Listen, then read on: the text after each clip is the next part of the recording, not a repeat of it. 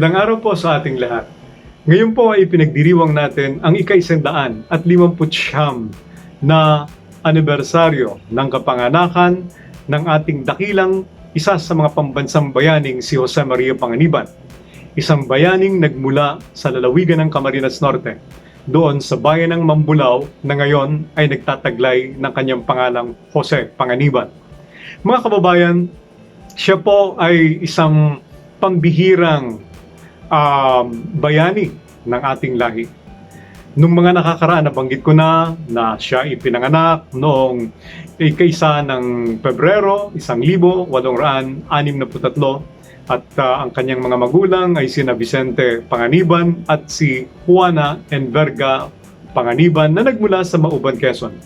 At sinasabi na sa murang gulang, siya ay tinuruan ng kanyang nanay at sa isang buwan lang natutunan niya ang kartilya.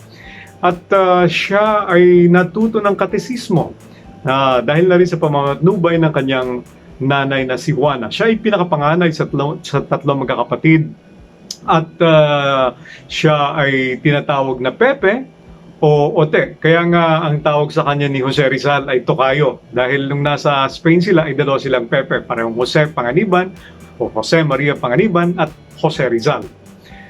At siya po ay natuto ng kanyang mahusay na kaalaman sa pananalita at sa pagsusulat sa pamamagitan ng pamatnubay ng mga paring Vincentiano or mga Vincentian Fathers from the Seminario Conciliar de Nueva Cáceres or the present-day Holy Rosary College Seminary. Noong araw po, ang kaisa-isang sekundaryang paaralan sa buong Bicol ay ang Seminario Conciliar. Kung kaya't may mga nagtatanong bakit si Jose Maria Panganiban na hindi naman magpapare ay nag-aral sa seminaryo. Ang seminaryo po kasi noong araw ay isang pang-sekundaryang paaralan na pinamamahalaan ng mga pare. Kung kaya't yung mga nagpaplano o nagbabalak ng mga kabataan na maging doktor, maging abogado, maging agriculturist o kung ano man, ay sila po ay pumapasok sa seminaryo. Kaya nga si Jose Maria Panganiban ay natuto doon sa seminaryo. At sinasabi nga na he loved the intricacies of metaphysics, the profundity of philosophy, the liberty of humanities, the complexities of sciences and mathematics.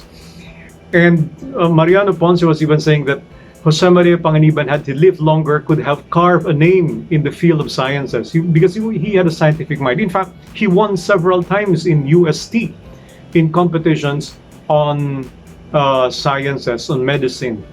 Kaya nga po mga kababayan, noong 1882, siya ay nag-aral doon sa seminaryo, and in 1883, he passed the validating exams at the University of Santo Tomas with a grade of sobresaliente.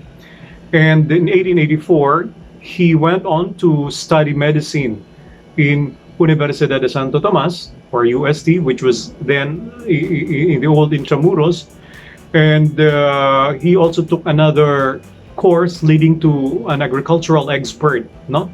And later he passed in the exams for this. And in 1885, he continued his studies in medicine. Alam niyo po, kung makikita niyo ngayon sa archives ng UST, at nandoon pa rin po ito, ang mga grades ni Jose Maria Panganiban ay napakatataas at mas matataas pa kaysa kay Jose Rizal. Sa medisina, halos lahat ay sobresaliente or excellent ang kanyang mga marka, ang kanyang mga grado nung siya ay nag-aaral.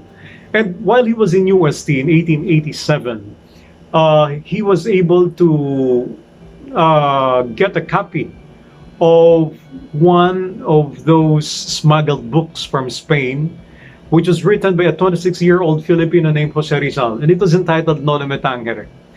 And he believed that that book would be declared as something heretical and a profanity of the faith.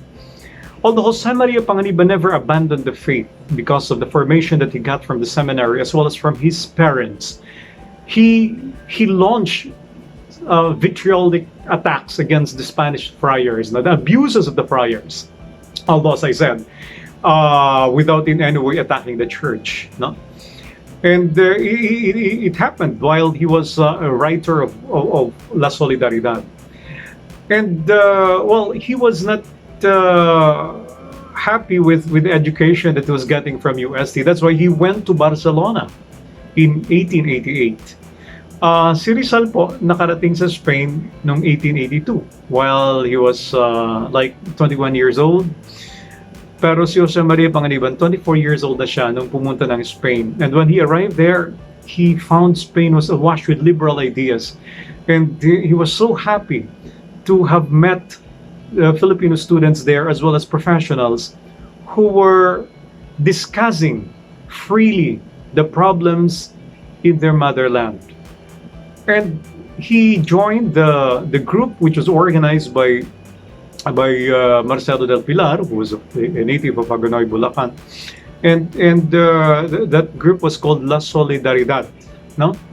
And this group of Filipino patriots in Spain was a forum for them to discuss and to thresh out possible solutions for the problems that the Philippines or their motherland was experiencing at the time, because the Philippines was that the Philippines at the time. This place, las Filipinas, was just a colony of Spain. That's why one of the reforms that they were seeking was to make the Philippines a province of Spain, so that there will be equality between Spaniards and Filipinos. They wanted secularization of parishes so that there will be equal opportunities for Filipino priests as well as Spaniards. They wanted representation to the Spanish Cortes. They wanted to stop abuses of Spaniards. No, those were the reforms that they were seeking. No, yung La Solidaridad, and eventually they launched on February 1 a fortnightly paper which was called La Solidaridad, and the editors were Graciano Lopez Jaina and Marcelo del Pilar, and those were the editors-in-chief, and Jose Maria Panganiban was one of the editors. And in that paper, that was where he used the name Homapa. Doon niya ginamit yung salitang Homapa as his nom de plume or his pen name.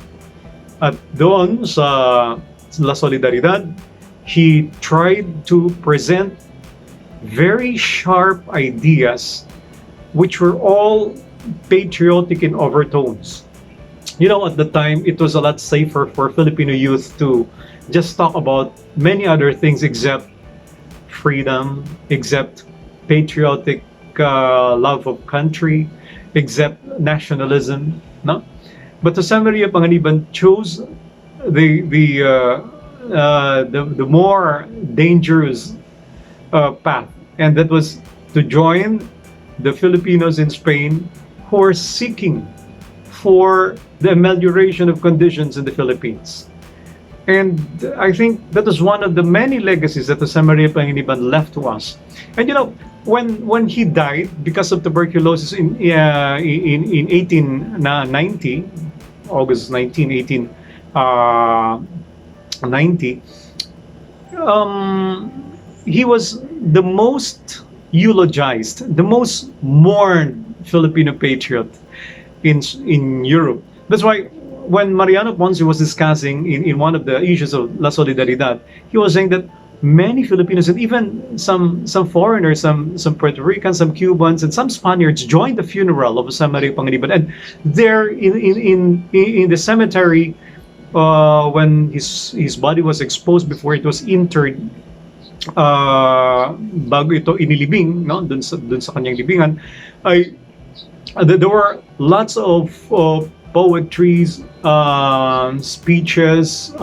He was very much rhapsodized, no, by Filipino patriots.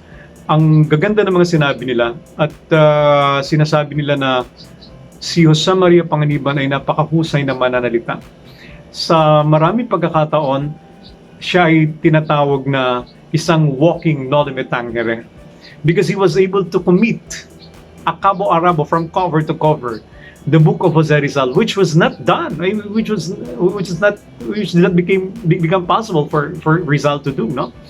So siya na sa ulo niya, na memorya niya, na ilagay niya sa kanyang utak ang buong nilalaman ng noli me tangere. And it happened that he was challenged by Rizal in one of the bistros in Spain when they were gathering, and Jose Rizal stood up and said, "Okay, Tocayo, because he was Pepe, pwede bang i-recite mo yung ganitong pahina ng noli me tangere?" Of course, they were talking in Filipino, in Tagalog, no? Kasi magkakababayan sila doon. Nag-uusap sila in Tagalog, no? Although they were in Spain.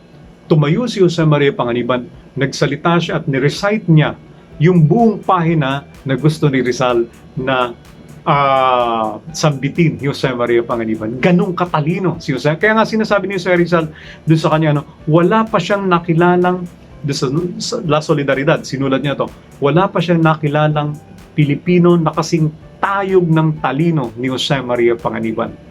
At yan ay pinatutunayan, no, ng napakaraming Pilipino doon sapagkat napakagaling niya manalita, napakagaling niya magsulat, no? Isang napakatalinong Pilipino na walang inisip kundi ang kapakanan ng kanyang bayan.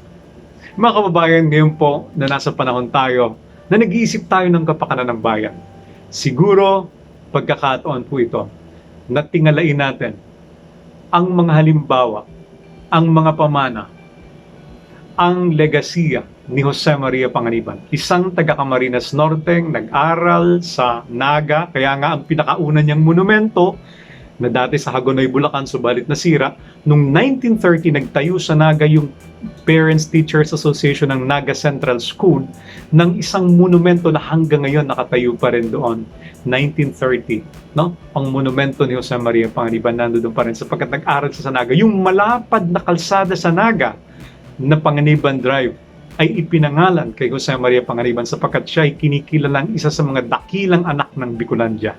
Isang napakatalinong Bicolanong namuhay at nagmahal sa bayan, no? Madami nagtatanong sa akin, nagka-girlfriend ba si Jose Maria Panganiban tulad ni Rizal? Hindi po. Sapagkat siya ay naging abala sa pag-aaral, sa medisina, at naging abala sa pagmamahal sa bayang Pilipinas. Kaya isipin po natin to na tinuligsa niya ang UST dahil sa kanya, para sa kanya, ang mga sinasabi doon, ang mga tinuturo, hindi nagpapakita ng katotohanan. Ngayon po, panahon na upang tingnan natin ang katotohanan mata sa mata. Hindi ang katotohanan gawa-gawa lamang. Hindi ang fake news, hindi ang historical revisionism, hindi ang pagpapabulaan sa mga bagay na totoo. So, ang gusto ni Jose Maria Panganiban, iwaksi ang kasinungalingan at yakapin ang katotohanan. At yun po yung dapat nating pagtuunan sa konteksto ng mga pangyayari sa panahon natin ngayon. Mga kababayan, muli po isang mabunying araw ng kaarawan ni Jose Maria Panganiban sa sambayanang Pilipino. Mabuhay po ang bansang Pilipinas. Maraming salamat po.